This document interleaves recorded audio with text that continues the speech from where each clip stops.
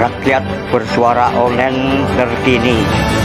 Ini adalah upaya babak baru pembinaan pengelolaan BUMD atau Perseroda Kabupaten Cilacap, di mana ini akan melangkah menjadikan BUMD pusat mengangkat mampu mengelola tenaga kerja di Kabupaten Cilacap dan sebagai potensi memberdayakan UKM di Cilacap. Selain itu, udah jelas BUMD diharapkan mampu menjaring pendapatan asli daerah. Begini kita rangkaian pembinaan BUMD di Kabupaten Cilacap, di mana di bawah naungan BPR itu Asisten Ekonomi dan Pembangunan Sekda Cilacap Bapak Ferry Adidharma, dan di bawah pembinaan Ibu Sunarti Kabak Perekonomian dan Sumber Daya Alam. Silahkan disimak saja. Ternyata kok mereka kurang manajemen, tata kelolanya kurang bagus, seharusnya bisa itu loh Pak. Ya. Nah itu. Ini lagi kita evaluasi bagi BUMD atau perusahaan-perusahaan yang tidak sehat. Kita evaluasi, ya nanti tunggu saja hasilnya. Iya ya. Itu ya. Lalu gimana nih caranya supaya kita bisa mengoptimalkan yang ada di dalam blok, salah satunya adalah sini. Nah, di Kabupaten Batang, saat ada 24 puskesmas, itu silpanya itu melebihi dari 2 RSUD.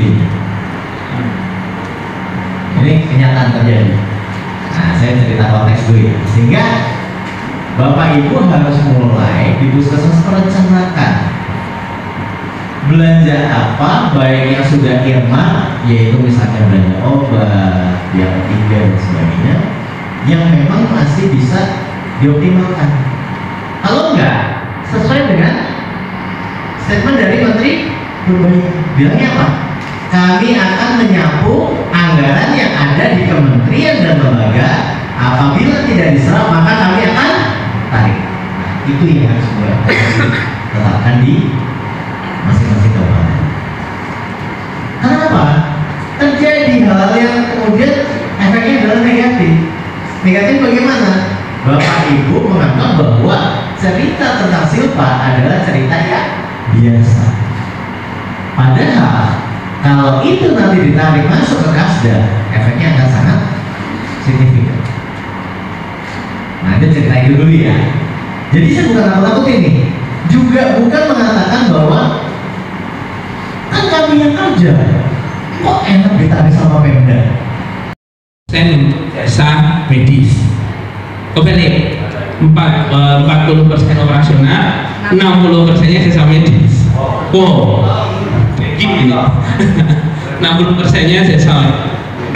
Nah, saya barusan tadi telepon di RSUD Guteng ya, di Purbalingga, di kebalikannya. Walaupun memang untuk membukukan silpa itu masih sangat kesulitan, sehingga kadang permasalahannya adalah hutang di pedagang besar farmasi yang jumlah hingga miliar.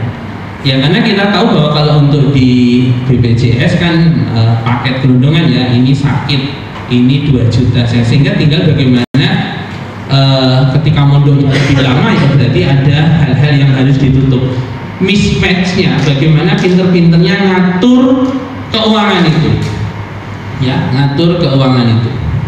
Nah, masih ada ruang atau celah nggak di BLUD ini yang tadi sama Pak Icu diminta harus punya silpa ini. Silpa bukan pendapatan 100%, tapi sisa dari yang akan dianggarkan untuk reinvestasi, ya, dan mungkin pembayaran pemenuhan kewajiban-kewajiban, sehingga tadi misalnya hanya dipatok 20%, mau ditawar 10% ya, nanti tinggal sama Pak asisten atau seperti apa ya. Nah, bisa nggak ada celah yang itu bisa membantu BUMD kita? Yang kalau di atas kertas, PDAM, Perjateng, nah pasti aman, pasti aman. Layanan ya yang dituntut dari PDAM tentunya kalau dari beberapa kali kami bertemu sudah aman. Tapi bagaimana nanti bisa meningkatkan ketika ada sektor-sektor industri itu tadi, Pertamina atau sektor industri yang lain, nah itu bisa nanti mengupgrade dari pendapatannya. Bank Jateng juga karena payroll, ya pasti aman.